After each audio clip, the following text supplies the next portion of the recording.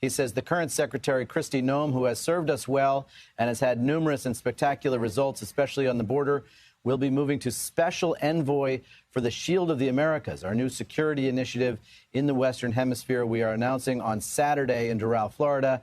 I thank Kristi for her service at Homeland. The president here moving to remove Kristi Noem after a week in which she came under intense criticism, particularly up on Capitol Hill in a Senate hearing in which some Republicans and quite a few Democrats really attacked her on a whole host of issues. Whether this is not just bad news.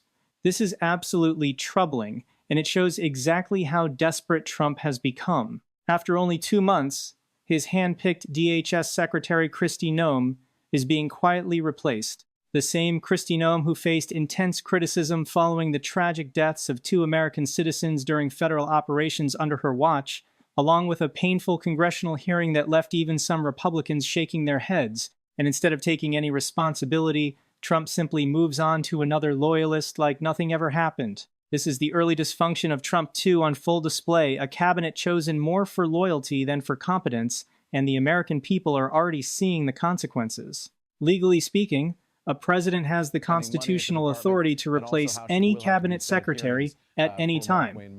So Donald Trump breaking up with Kristi Noem after just 2 months isn't illegal. But morally, this is a textbook example of dangerously poor judgment. Trump personally chose Noem as his border czar and DHS secretary. He praised her.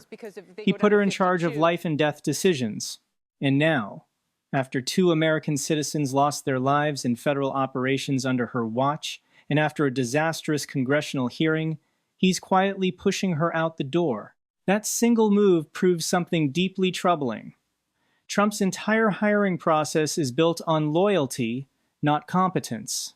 When you put people in power who aren't qualified to handle the job, and then have to fire them because they failed so badly, you're not just making a mistake, you're gambling with American lives. This is the kind of moral bankruptcy that puts ideology and personal allegiance above public safety.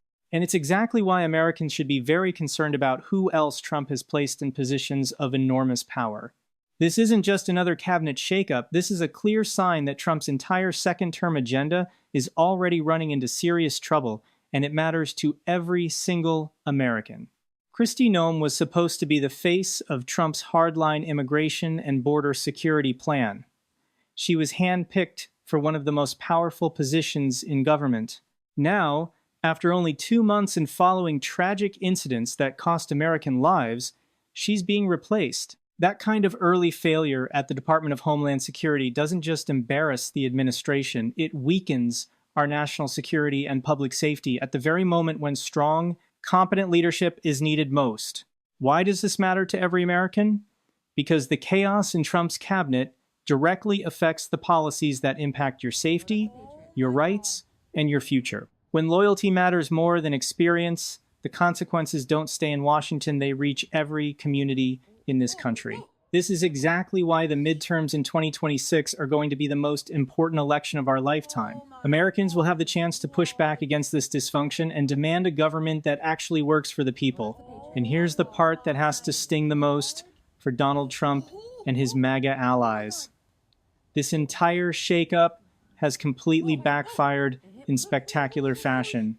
Trump rushed to Truth Social, trying to spin the news as some kind of promotion for Kristi Noem, claiming she's moving to a fancy new special envoy role. But nobody is buying the spin.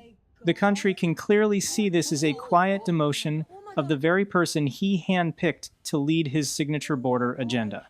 Now he's replacing her with Senator Markwayne Mullin, yet another Washington outsider whose main qualification seems to be unwavering loyalty rather than any real experience running a massive federal department. It's the same flawed playbook all over again. This doesn't make Trump look like the strong, decisive leader he promised to be. It makes him look panicked and unprepared. The very first major cabinet change of his second term is happening before the first 100 days are even over, and it's playing out in public for everyone to see. Trump has humiliated himself in front of the entire country by proving that even his most trusted MAGA picks can't deliver. He just handed his opponents the perfect evidence that his America First team is already stumbling badly. But here's where real hope begins to emerge from all this chaos. While Trump's administration stumbles through early mistakes and forced reshuffles, Democrats are showing discipline and unity. Congressional leaders like Hakeem Jeffries are laser-focused on oversight, demanding answers, and refusing to normalize incompetence at the highest levels of government. The secret weapon for progressives right now is the power of accountability and an increasingly alert American public. Every time Trump is forced to quietly remove one of his own high-profile picks, more voters see the gap between his promises and the reality of chaos and poor judgment. This is why Democrats have the momentum. These early cracks in Trump's cabinet could become the catalyst that helps us flip the House in 2026 and restore competent leadership to our country. Finally, Trump is meeting his match not through drama, but through steady accountability and the power of democracy.